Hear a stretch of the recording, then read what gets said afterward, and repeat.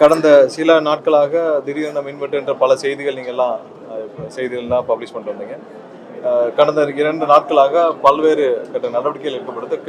ஒரு சில மணி நேரங்களுக்கு முன்னால் என்னென்ன காரணங்களால அந்த மாதிரி மின்சார தடைகள் ஏற்படுது, மின் தடைகள் ஏற்படுதுன்னு சொல்லிட்டு நம்மளுடைய மின்சார வாரியம் சார்பாக ஒரு நோட்டு கொடுக்கப்பட்டது. ஸோ அதெல்லாம் தான் காரணங்கள். அதாவது ஒரு சில இடத்துல லோடு கம்மியாக இருக்கிறதுனால அந்த ஃபியூஸ் ஆஃப் ஆகுது, ஒரு சில இடத்துல லோடு அதிகமாக இருக்கல ட்ரிப்பிங் ஆகுது. ஸோ இதற்கான நிறைய இடத்துல திடீர்னு வர்ற ரீசன்னால நேற்று முதல் பெரும்பாலான இடங்கள்ல வந்து சென்னையில் மட்டும் ஒரு 7 ரேபிட் டீம் ஒன்றும் போட்டாச்சு, இன்ஜினியர் டீம். ஸோ அவங்க வாகனங்களோட இன்ஜினியர்ஸ் எல்லாம் இருப்பாங்க. எங்கே அந்த மாதிரி பழுதுகள் வருதோ உடனே போய் அவங்கள போய் அட்டன் பண்ணுறதுக்கான வேலைகள் இருந்துச்சு. நேற்று இரவு முழுவதும், அதாவது சீஃப் இன்ஜினியர் லெவலில் அனைத்து அதிகாரிகளும் வந்து நேற்று இரவு முழுவதும் எல்லா இடத்துலையும் சப்ஸ்டேஷன்ஸ் எல்லா இடத்துலையும் ரோந்து பணிகள் ஈடுபட்டாங்க. ஸோ அதன் மூலமாக பெரும்பாலான அந்த மாதிரியான எங்கெங்கெல்லாம் டெக்னிக்கல் இஷ்யூஸ் வந்ததோ அதெல்லாம் உடனே அதெல்லாம் ரெக்டிஃபை பண்ண முடிஞ்சு. உடனே மின்சார தடை இல்லாமல் அங்கே கொடுக்கப்பட்டுச்சு. வேறு என்னென்ன பிரச்சனைகள்லாம் வந்துச்சோ அதெல்லாம் தடை சரி செய்யறதுக்கான வேலை வந்துச்சு. இன்னைக்கு வந்து நம்முடைய அனைத்து சி லெவல் அனைத்து அதிகாரிகளும் ஒவ்வொரு சப்ஸ்டேஷன்ஸும் போய் நேரடியாக பார்வையிட்டு எங்கெங்கெல்லாம் இதில் வருது. ஏன்னா நிறைய இடத்துல பழைய டிரான்ஸ்ஃபார்மர்ஸ் இல்லை லெகசி டிரான்ஸ்ஃபார்மர்ஸ், அதில் பிரச்சனை நிறையா இருக்குது. கேபிள்களில் நிறைய ஃபால்ட் வருது. நிறைய இடத்துல குழி தோன்றதால் கேபிள்கள் கட் செய்யப்படுது. ஸோ இதெல்லாம் இது பண்ணுது.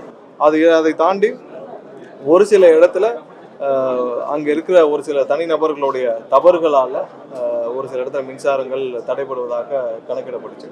அதுக்கான நடவடிக்கைகள் கண்டிப்பாக இன்றுக்குள் எடுக்கப்பட்டுவிடும். எங்கெங்கெல்லாம் அது மாதிரியான ஒரு தனிநபர்களுடைய தவறுகளால் இந்த மாதிரி நடக்குதோ, அது யாருடைய தூண்டுதல்னால செய்கிறாங்க என்னன்னு தெரியல.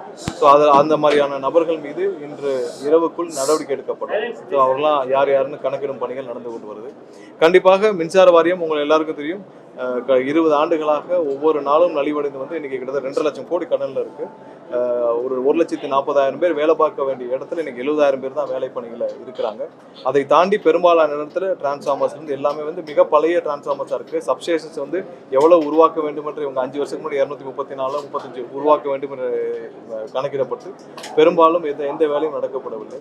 ஸோ நிறைய இடத்துல இன்னும் அதற்கான பணிகள் தான் செய்யப்பட்டு வருது. ஸோ இதை முழுவதுமாக சீரமைக்கும் பணிகள் நடைபெற்று வருது.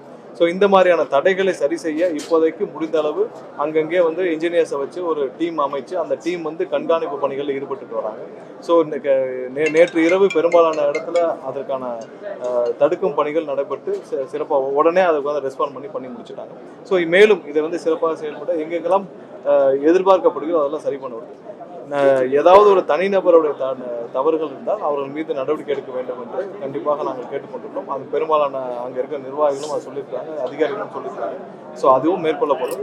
வெகு விரைவில் அனைத்தும் சீர் செய்யப்படும். ஏன்னா மின்சார தட்டுப்பாடுன்ற செய்தி வந்து அந்த மின்சார தட்டுப்பாடு இல்லை, எல்லாமே வந்து நம்மளுடைய இதில் எவ்வளோ தேவைக்கேற்ப அதில் மின்சாரம் நம்மகிட்ட கையிருப்புகள் இருக்குது, தட்டுப்பாடுகள் எதுவும் இல்லை. கண்டிப்பாக இதை முழுவதுமாக சீரமைக்கும் பணிகள் படிப்படியாக தொடங்கும். ஏன்னா எங்கெங்கெல்லாம் தவறுகள் நடக்குதுன்றதை சரி செஞ்சுட்டு வரோம், எங்கெங்கெல்லாம் நம்ம சீரமைக்க வேண்டுமோ அதையும் சீரமைச்சுட்டு வரோம். விரைவில் எல்லாத்தையும் சீரமைக்கும் பணிகள் தொடங்கப்படுவதும். ஆனால் இதற்கு சில நாட்கள் சில மாதங்கள் பிடிக்கலாம். ஆனால் கண்டிப்பாக முழுமையாக சீரமைக்கும் பணிகள் தொடர்ந்து நடைபெறும் என்பது எந்த மாற்றமும் இல்லை. நிறைய இடத்துல லோடுகள் அதிகமாக போச்சு, அதனால மின்வெட்டுன்னு சொன்னாங்க, அதனால ட்ரிப்பிங் ஆயிருக்குன்னு சொன்னாங்க. எந்தெந்த இடத்துலாம் அங்கே இருக்கிற அதிகாரிகளால் தவறு நடந்ததோ அவர்கள் மீது கண்டிப்பாக நடவடிக்கை எடுக்கும் பணிகள் தொடங்கி இருக்குது. ஸோ கண்டிப்பாக நடவடிக்கை எடுக்கப்படும். ஏன்னா எங்கெல்லாம் வந்து ஒரு சில தனிநபர்கள் யாருடைய தூண்டுதலின் பேர்லையோ செய்கிறாங்கன்ற ஒரு சில கருத்துக்கள் நிலவுகிறது. ஸோ அதெல்லாம் சரி செய்யும் பணிகள் நடந்துட்டு இருக்கு. 99% சிறப்பாக செயல்படும் ஒரு ஊழியர்கள் மத்தியில் 1% பேர் கருப்பாடுகளாக இருந்து செயல்படும் விதத்தை நாங்கள் வேலிடேட் பண்ணுறோம். இல்லை, அதை நம்ம இப்போ போய் வேலிடேட் பண்ணிட்டு இருக்க வேண்டாம். கண்டிப்பாக 99% சிறப்பாக செயல்படும் அந்த நிர்வாகம். இல்ல நான் சொன்னேன், இல்ல என்னன்னா போதுமான ஊழியர்கள் இல்லைன்னு தான் முதலே சொல்லியாச்சு. 1,40,000 பேர் பணியாற்ற வேண்டிய இடத்துல 70,000 பேர் தான் இருக்காங்கன்னு சொல்லியாச்சு. சோ அதனால இல்ல இப்ப வந்து சொல்லிக்கிறேன். இப்ப என்ன நடவடிக்கைன்னா எங்கெங்கெல்லாம் வந்து சீரமைக்கும் பணிகள் அதற்கான எங்கெங்கெல்லாம் டீம் அமைச்சு இன்ஜினியர்ஸ் டீம் போட்டு நேற்று வந்து 7 டீம் வந்து சென்னை முழுவதும் சுற்றி இருந்தாங்க. எங்கெங்கெல்லாம் உடனே ஃபால்ட் இருக்கோ உடனே போய் அட்டன் பண்ணி அதை சீரமைக்கும் பணிகள் நடைபெற்று வந்துச்சு. திருவள்ளூர்ல நேற்று ஒரு ஃபால்ட் இருந்துச்சு, அதுல ஹை வோல்டேஜ்னால ஃபால்ட் இருந்துச்சு. அதில் முழுவதுமாக சீரமைக்கும் பணிகள் இரவு முழுசு நடந்துச்சு. அதே மாதிரி திருவள்ளூர், கள்ளக்குறிச்சி, கோயம்புத்தூர், இது எல்லாத்துலையும் கரூர்லேயும் ஒரு சில இடங்களில் சொன்னாங்க. ஸோ இதெல்லாம் சீரமைக்கும் பணிகள் நடந்திருக்கு. எங்கெங்கெல்லாம் ஒரு தனிநபர்கள் இதில் தவறு இழைக்கப்பட்டிருக்கோ அவங்களுடைய மேனுவல் எரர்னாலேயோ இல்லை அவர்கள் தெரிந்தோ இல்லை யாருடைய தூண்டுதல் பேரிலே செய்யப்பட்டிருந்தால் அதில் நடவடிக்கை எடுக்கப்படும் என்று சொல்லப்பட்டது.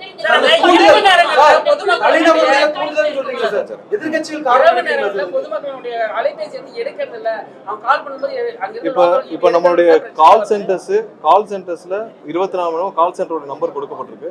மேக்ஸிமம் அந்த கால் சென்டருக்கு கால் பண்ணா அங்க எடுக்கிற கால் இருப்பாங்க. ஏன்னா ஒவ்வொரு மின்சார வாரியத்திற்கு அங்க இருக்கிற அவங்க ஊழியர்கள் வந்து சரி செய்யும் பணியில் இருக்கலாம், அதனால போன் எடுக்காம இருக்கலாம். கால் சென்டருக்கு தொடர்பு கொள்றவங்களுக்கு கண்டிப்பாக அவங்களுக்கு தேவையானது அதை அங்கேயே பதிவு செய்து அங்கே டிக்கெட் ரைஸ் பண்ணி அவங்களுக்கு மெசேஜும் போயிருக்கு. ஒவ்வொரு கால் சென்டர் நம்ம கால் சென்டர் 24 மணி நேரம் 300க்கும் மேற்பட்டவர் வந்து கால் சென்டரில் பணியாற்றுறாங்க. அதற்கான உடனே அவங்களுக்கு அந்த டிக்கெட் ரைஸ் பண்ணி அதுக்கான மெசேஜும் கொடுத்துட்றாங்க. ஸோ அதனால பெரும்பாலும் கால் சென்டருக்கு தொடர்பு கொண்டால் அதுக்கான உடனே ரெஸ்பான்ஸ் கிடைக்கும். ஏன்னா ஒவ்வொரு அங்கே சப்ஸ்டேஷன்ஸ்லையும் இருக்கிற ஊழியர்கள் வந்து வேற பணிகளில் இருக்கலாம். ஸோ அதனால ஃபோன் எடுக்காம இருக்கலாம். ஸோ அதனால கால் சென்டரில் கால் பண்றது தான் எல்லாரும்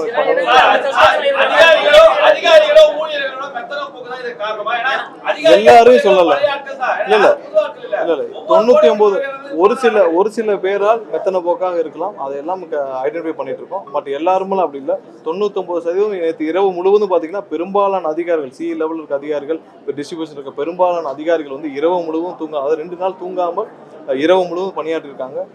இப்போ வரைக்கும், அதாவது நேற்று மதியம் போனவங்க இப்போ வரைக்குமே வந்து பணியில் இருந்துட்டு தான் முழுவதும் சுற்றுப்பயணம் இருந்து எல்லா இடத்துலையும் பணியாற்றி வராங்க.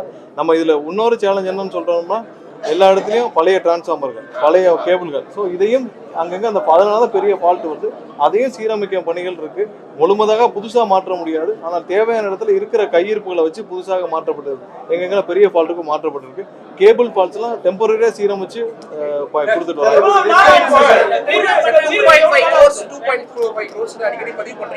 2,50,000 கோடிங்கிறது கடன் சொல்லியிருக்கேன். 2.5 crores இல்ல. கண்டிப்பா எங்கெங்கெல்லாம் ஃபால்ட் இருக்கோ நம்ம சரி பண்ணிருக்கோம். இது இன்னொன்னு சம்மர்ல சடன் பீக் இருக்கு. இருக்கிறதுனால இன்னொன்று டெம்பரேச்சர் அதிகமா இருக்கனால அந்த பீக் இருக்கு. ஸோ இது சரி பண்ணிட்டே இருக்கும். 20 வருடமாக நலிவடைந்த ஒரு நிறுவனம், 20 வருடமாக ஒரு நிறுவனத்தை எவ்வளவு அதை வந்து அதோடைய அனைத்தையும் உறிஞ்ச முடியுமோ உறிஞ்சாச்சு. இதை சீரமைக்கும் பணிகள் சில ஆண்டுகள் பிடிக்கலாம். ஆனால் கண்டிப்பாக வெகு விரைவில் இதற்கான சீரமைக்கும் பணிகள் ஒவ்வொரு நாளும் பார்ப்பீங்க. அதற்காக தான் முழு வீச்சாக முதல்வர் எங்களுக்கு ஒவ்வொரு நாளும் இதை ஃபாலோ பண்ணிட்டு இருக்காரு. முதல்வர் ஒவ்வொரு நாளும் என்னென்ன நடக்குதுன்ற முதல்வரும் கேட்டறிந்து வருகிறார். ஒவ்வொரு நாளும் இதுக்கு சீரமைக்கும் பணிகள் நடந்துட்டு வந்து இதை கண்கூடாக நீங்கள் பார்ப்பீர்கள். வரக்கூடிய 5 ஆண்டுகள்ல எந்த மின் உற்பத்திக்கு என்னென்ன பண்ண போறீங்க? அதாவது அதே மாதிரி 2 கேள்வி. அதே மாதிரி சூரிய மின் உற்பத்திக்கு என்ன பண்ண போறீங்க? சூரிய மின் உற்பத்திக்கு இதுவரை வந்து பல லெவல்களில் முறைகேடுகள் இருந்துச்சு. அதையெல்லாம் இதுவரைக்கும் நிறுத்தப்பட்டு சூரிய மின் உலைக்கு எந்தெந்த இடத்துலலாம் வந்து தவறுகள் நடந்துச்சோ அதெல்லாம் அதனால பலர் வந்து 2 நபர்கள் மீது நடவடிக்கை எடுக்கப்பட்டு அதை சீரமைக்கும் பணிகள் நடந்துட்டு இருக்கு. இன்னும் ஒரு சில நாட்களில் யாரெல்லாம் வந்து எப்படி சுலபமாக இன்வெஸ்ட் பண்ணி அவங்க வந்து தொழில் இங்கே வந்து சோலார் பிளான்ட் இப்பெல்லாம் கொண்டு வர முடியுமோ அவங்களுக்கான அனைத்து கால்ஃபர் பண்ணப்படும். திங்கட்கிழமை அதற்கான இன்வெஸ்டர்ஸ், நான் சொல்லிடுறேன், திங்கட்கிழமை அதற்கான இன்வெஸ்டர்ஸ் மீட் வச்சிருக்கோம். ஸோ யாரெல்லாம், ஏன்னா இதுக்கு முன்னாடி இந்த சிஸ்டம்ல அவங்க ரொம்ப கஷ்டப்பட்டு ஒரு அப்ரூவல் ஒரு அப்ளிகேஷனை போட்டு அவங்க வாங்க வேண்டியிருக்கும். அதில் பல தனிநபர்களை சந்தித்து வாங்க வேண்டிய சூழ்நிலை இருக்கும். அது எல்லாம் இனிமேல் நடக்காது. அதை சீரமைச்சு தனியாக அவர்கள் தொழில் துவங்கும் என்றால் சிறப்பாக பண்ண வேண்டும் என்று இருக்கும். இது மாதிரி ஒவ்வொரு இடத்துலையும் வந்து இருக்கிற அனைத்து தவறுகளையும் சரி செய்து இந்த நிறுவனத்தை புதிதாக கொண்டு வரும் முயற்சி நான் அடுத்ததா கேட்டது எவ்வளவு புதுசா என்ன வந்து உற்பத்திக்கு என்ன செய்ய போறேன்னு கேட்டாங்க. உற்பத்திக்கான திட்டங்கள் அனைத்தும் பிளான் பண்ணி அதற்கான அறிவிப்புகள் விரைவில் வரும். ஏன்னா நிறைய இடத்துல இப்போ ஈவினிங்க்கு மேலே இருக்குல்ல, அதான் பீக் டைம். ஏன்னா சோலார் வந்து உங்களுக்கு இரவு நேரத்தில் வராது. ஸோ அதற்கப்புறம் வந்து அந்த ட்ராப் இருக்குல்ல, அதை சரி செய்யும் பணிகளில் இரவு நேரத்தில் என்னென்ன செய்யலாம்ன்றதுக்காக திட்டமிட்டு வருகிறோம். விரைவில் அதுக்கான அறிவிப்புகள் வரும். எங்கெங்கெல்லாம் வந்து இரவு நேரங்களில் இங்கே தமிழ்நாட்டிலே தயாரிப்பு பணிகள் இருக்கு, அது எங்கெங்கெல்லாம் பாதியிலே நிறுத்தப்பட்டிருக்கு. ஒரு சிலதெல்லாம் வந்து எந்த பணியும் செய்யாமல் பல ஆண்டுகளாக இருக்குது. ஸோ அதற்கான கணக்கீடு பணிகள் எடுக்கப்பட்டு வருது. ஸோ அதையெல்லாம் எடுக்கப்பட்டு விரைவில் உங்களுக்கு வந்து வெளியிடும்.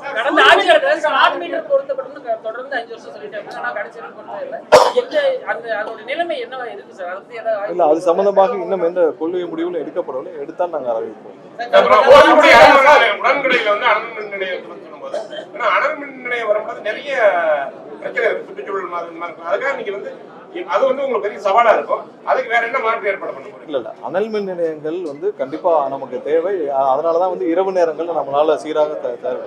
அது இன்னும் மேம்படுத்த வேண்டிய கட்டாயத்தில் இருக்கு. ஏன்னா நம்மளுடைய அனல் மின் நிலையங்களுடைய கெப்பாசிட்டி வந்து 4500 மெகாவாட்னா இன்னைக்கு அதுல ஒரு 60 to 65% தான் அதோடைய நம்மளோட செயல்பாடுகள் இருக்கு. அது இன்னும் மேம்படுத்துறதுக்கான வேலைகளை கண்டிப்பா செய்யறதுக்கான வேலைகளை துவங்குவோம். இதெல்லாம் சரி செய்து கண்டிப்பாக சீக்கிரம் அனைத்தும் மக்களுக்கு பயன்பாட்டுக்கு வர வேண்டும் என்பது எங்களுடைய நோக்கம்.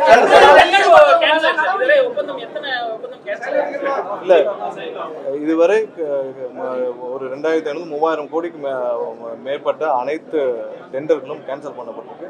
சோலார்ல எங்கெங்கெல்லாம் தவறாக அதாவது இது பண்ணப்பட்டிருக்கு அதெல்லாம் நிறுத்தி வைக்கப்பட்டு திரும்பவும் ரீவேலிடேஷன் பண்ணிட்டு இருக்கோம். அனைத்தும் நிறுத்தி வைக்கப்பட்டுள்ளது. ஏன்னால் எல்லாம் வந்து அங்க இருக்கிற ஃப்ளோ ஸ்டடி சரியா பண்ணாமல் கொடுக்கப்பட்டதுன்ற ஒரு இதுக்கு காரணமாக ஸோ எங்கெங்கெல்லாம் தவறு நடக்குதோ அதெல்லாம் ரீவேலிடேஷன் பண்ணிட்டு தான் இருக்கும்.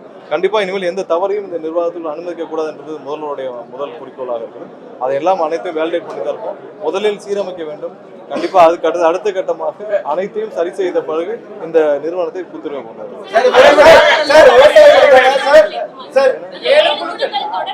தொடர்ந்து பணியாற்றும் அந்த 7 குழுக்களும் தொடர்ந்து பணியாற்றும், அனைத்தும் சீராக மாதிரி பணியாற்றும். எங்கெங்கெல்லாம் அந்த ஃபால்ட் இருக்கோ அவங்க ஐடென்டிஃபை பண்ணுவாங்க.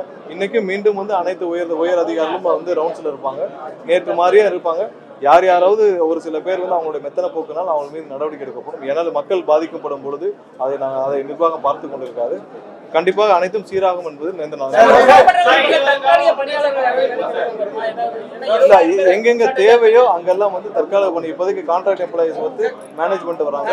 ஸோ அது அங்கங்க தேவைப்படும் பொழுது கான்ட்ராக்ட் எம்ப்ளாயிஸ் வச்சு பண்ணிட்டு இருக்காங்க. ஏன்னா என்ன பணியில் அமைத்தவருக்கு நேரமாகும். அதனால நேற்று நிறைய பேர் வந்து கான்ட்ராக்ட் எம்ப்ளாயிஸ் பணி அமைத்துட்டு இருக்காங்க. நேற்று நிறைய வாகனங்கள் அதாவது இந்த மாதிரியான உடனே அதை அங்கே போய் அந்த இதை ரெக்டிஃபை பண்ணுறதுக்கு நிறைய வாகனங்கள் வாடகைக்கு எடுக்கப்பட்டு அதன் மூலமாக சென்று கண்காணிப்பு குழுக்கள் செயல்பட்டு வந்தாங்க. கண்டிப்பாக இன்னும் சில நாட்கள் இது கண்டிப்பாக தொடர்ந்து செய்யப்படும். அனைத்தும் சீரமைக்க என்பது எங்களுடைய எண்ணமும் பார்க்கலாம்.